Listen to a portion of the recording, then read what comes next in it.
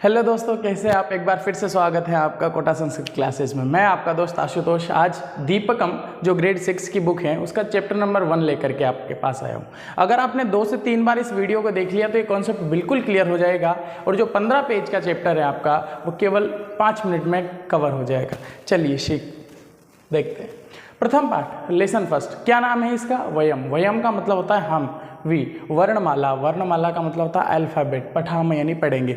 हम वर्णमाला को पढ़ेंगे। किसी भी लैंग्वेज को सीखने के पहले जो प्रथम सीढ़ी होती है उसको वर्णमाला ही कहा जाता है। उसके लेटर्स क्या होते हैं उस लैंग्वेज के। चलिए, इस चैप्टर में हम क्या क्या पढ़ने वाले देखिए। इस चैप्टर में हम केवल 2 चीज़ें पढ़ने वाले, पूरे चैप्टर में केवल 2 चीज़ें पढ़ने वाले हैं, जिसका एक का नाम है स्वर और एक का नाम है व्यंजन। स्वर होते हैं 13 प्रकार के, व्यंजन होते हैं 35 प्रकार के। सर कौन कौन से? स्वर को हम मुख्य 2 प्रकार से पढ़ेंगे, एक ह्रस्व स्वर और एक दीर्घ स्वर। व्यंजन हम 4 प्रकार के पढ़ेंगे।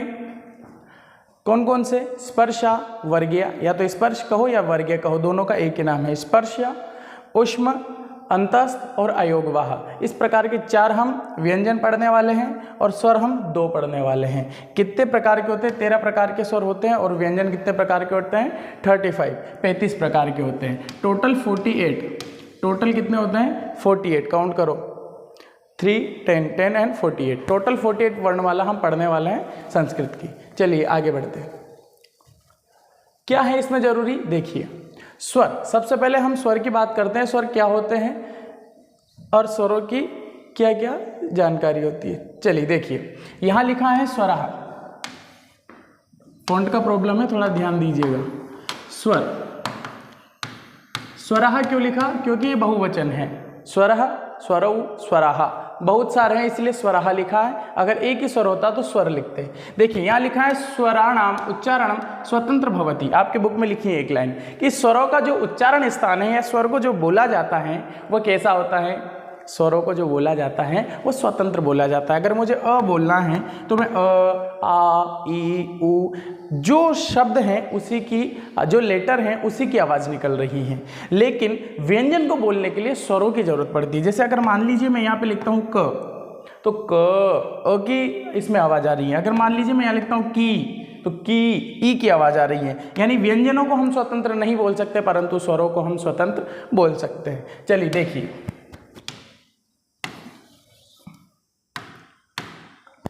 यहां लिखा हुआ है the pronunciation of the vowels is the done independently, यानी स्वतंत्र रूप से उनको बोला जाता है। स्वर विधा संति, कितनी विधा? द्विविधा संति। समान अक्षराणी स्वर और संधि अक्षराणी। समान अक्षराणी मतलब जिसमें कोई तोड़ झोड़ काट पीट नहीं है। जैसे मुझे यहाँ पे अ लिखना है तो मैंने अ लिख दिया, कोई तोड़ फोड़ नहीं, बस अकेला वर्ड है, अकेला बोला जाता है। लेकिन अ में अगर मैं अ मिलाऊंगा और तो ये हो जाएगा आ, छोटा ह्रस्व और ह्रस्व मिलकर के दीर्घ हो जाएगा, मतलब छोटा और छोटा मिलकर के बड़ा हो जाएगा। लेकिन 2 मिल गए तो इनमें संधि हो गई, तो इनको संध्याक्षराणी स्वर कहते हैं। कौन कौन से हैं? देखिए, समान अक्षराणी स्वर कौन से हैं? अ, ई, उ, री, ली।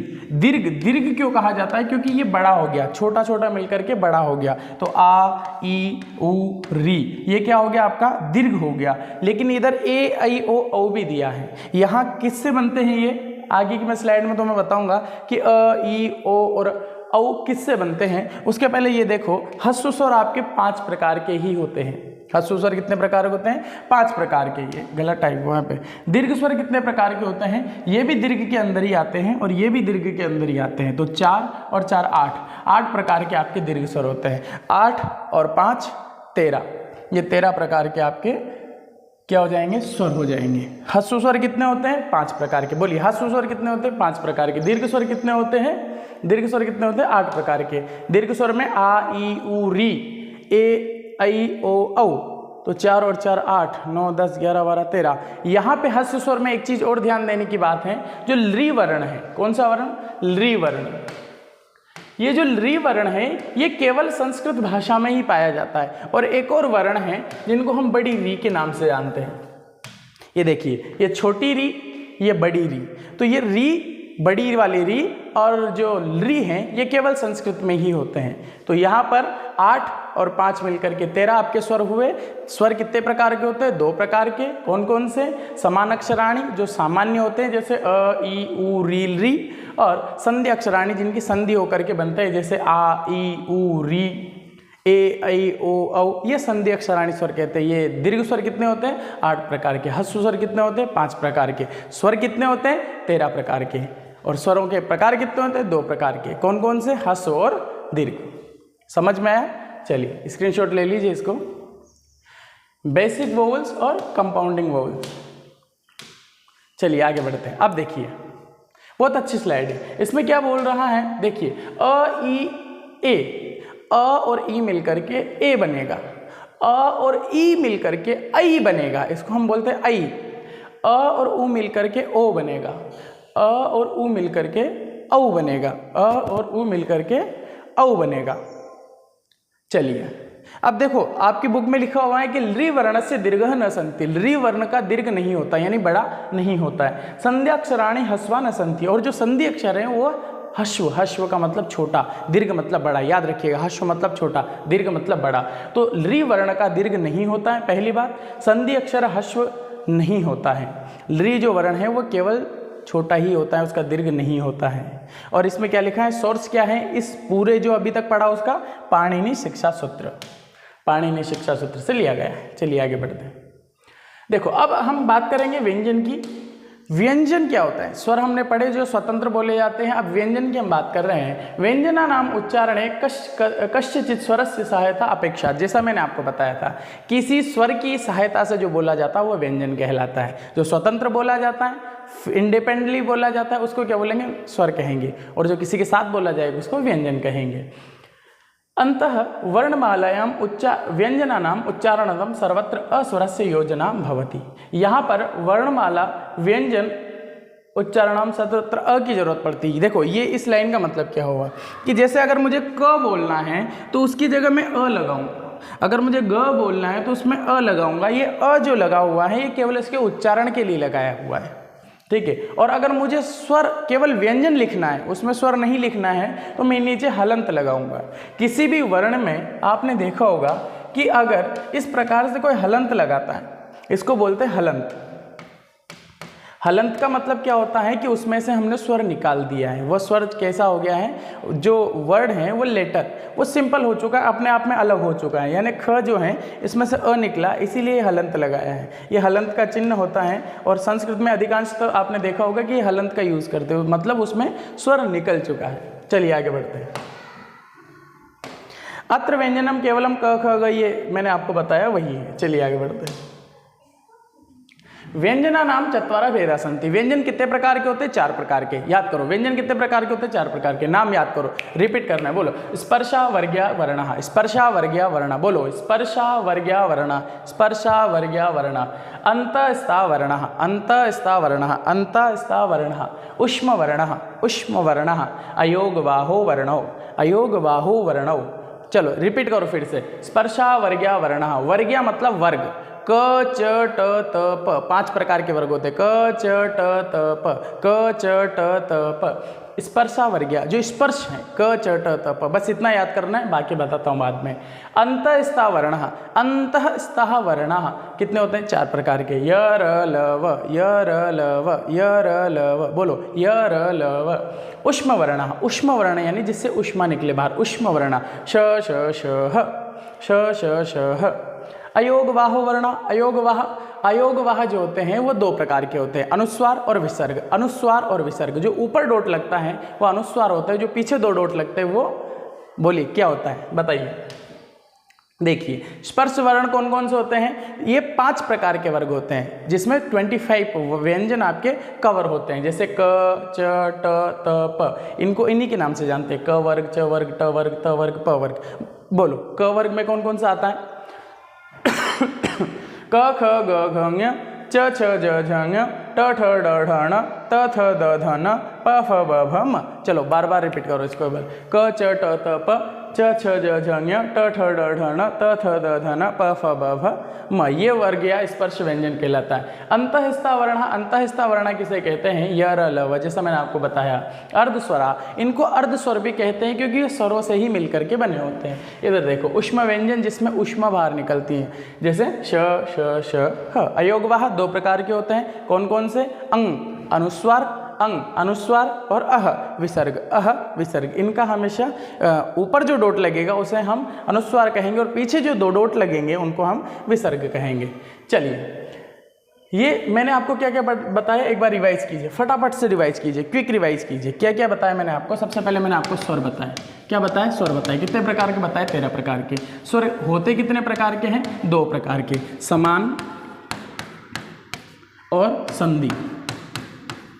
समान और संधि। समान जो होते हैं वो कौन कौन से होते हैं? अ, ई, उ, री और ली। कितने प्रकार के हो गए? ये 5 प्रकार के। संधि जो होती है वो कितने प्रकार का होता है? आ, ई, उ, री। ये समान स्वर के अंदर ही आएगा, लेकिन ये दीर्घ स्वर के अंदर आएगा। किसके अंदर आएगा? दीर्घ स्वर के। और इनको क्या बोलेंगे? बोलो फटाफट से, बोलो जल्दी। ह्रस्व। ह्रस्व मतलब छोटा। ये छोटे स्वर हैं 5 प्रकार के, दीर्घ स्वर 8 प्रकार के होते हैं। 4 ये हो गए। और संधि स्वर कौन से होंगे? संधि स्वर कौन से होंगे? बोलिए, जल्दी से बोलिए, जल्दी बोलिए।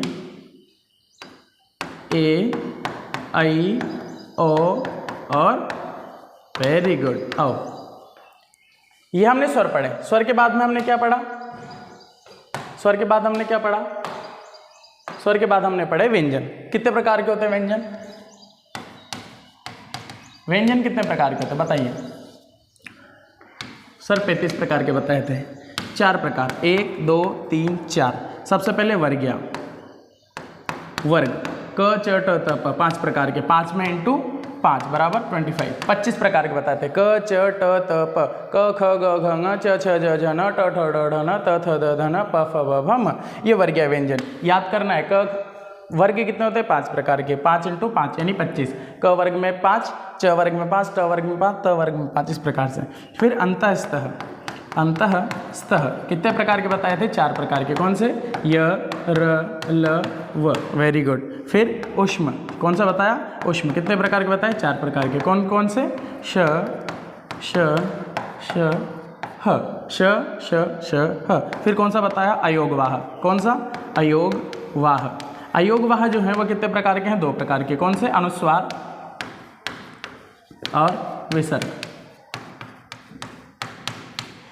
अब मुझे एक प्रश्न का जवाब दीजिए। मैं इसी में से व्यंजन में से एक प्रश्न पूछता हूं कि अर्धस्वर किसे कहते हैं? अर्धस्वर किसे कहते हैं बताइए? अर्धस्वर किसे कहते हैं ये आपको बताना है। आपके चैप्टर में दिया है और मैंने इस वीडियो में भी बताया है कि अर्धस्वर किसे कहते हैं। चलिए, ये मैंने आज आपको स्वर और व्यंजन के बारे में बताया। अगर इसकी हम एक्सरसाइज की बात करें तो एक्सरसाइज में ज़्यादा कुछ चीज़ें दी नहीं हुई हैं, कुछ पिक्चर्स दिए हुए हैं जिनके नाम लिखने हैं। जैसे गणेश जी का फोटो दिया हुआ है, कबूतर का फोटो दिया हुआ है, उनके संस्कृत में नाम लिखने हैं। और साथ में आपको एक दिया हुआ है इसमें कि आपको, जैसे मैं यहाँ लिखता हूँ आशुतोष, जैसे मैंने यहाँ पर मेरा अपना नाम लिखा, एक्सरसाइज में इसमें क्या दिया हुआ है, जैसे मैंने लिखा आशुतोष। अब आशुतोष को अपने को अलग अलग करके लिखना है। तो इसमें अ है, फिर अ और अ मिलकर के आ होगा, लेकिन स्वर है तो हम एक साथ भी लिख सकते हैं। फिर श है, श को हम व्यंजन अलग करेंगे इसका, और इसमें से क्या लिखा हमने? उ अलग निकाल दिया। आगे बात करेंगे त, लेकिन स्वर निकालना है तो क्या है? ओ, और लास्ट में क्या है? श, लेकिन इसमें से भी क्या निकल जाएगा? स्वर, क्या? अ। तो ये जो वर्ण बना, एक बना आशुतोष। ठीक है, और इसको ऐसे करके लिखना है, इसको ऐसे करके लिखना है, ये आपके एक्सरसाइज में दिया हुआ है। उसके बाद में इसमें गुणाताक्षरी भी है, मतलब जिस प्रकार हम 12 घड़ी हिंदी में लिखते हैं उसी प्रकार संस्कृत में गुणाताक्षरी चलती है। जैसे कि यहाँ पे मैंने आ लिखा हुआ है, तो उसके साथ में छोटे छोटे बॉक्स बने हुए हैं, देखिएगा आप अपनी बुक में।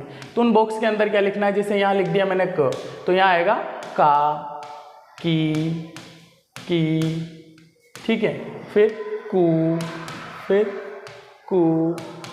इस प्रकार से अलग अलग जो 12 खड़ी चलती है वही संस्कृत में 12 खड़ी यहाँ पर लिखी गई है। चलिए, चैप्टर पूरा हुआ। मिलते हैं नेक्स्ट वीडियो में, तब तक के लिए धन्यवाद। लाइक कीजिए, सब्सक्राइब कीजिए अगर वीडियो पसंद आए तो।